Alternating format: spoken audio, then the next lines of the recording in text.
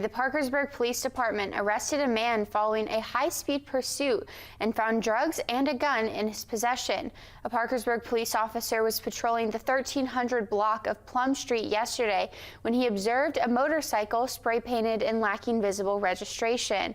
The rider, later identified as Jason Wilkinson, 38, of Waverly, fled at a high rate of speed. During the pursuit, Wilkinson disregarded multiple stop signs and drove in an erratic manner. At the 1000 block of Old St. Mary's Pike, Wilkinson lost control of the motorcycle and crashed. After being taken into custody, a search incident to arrest led to the discovery of approximately 26 grams of methamphetamine and a 9mm pistol. Wilkinson was charged with fleeing with reckless indifference, possession of a controlled substance with intent to deliver, and use of a firearm while in commission of a felony.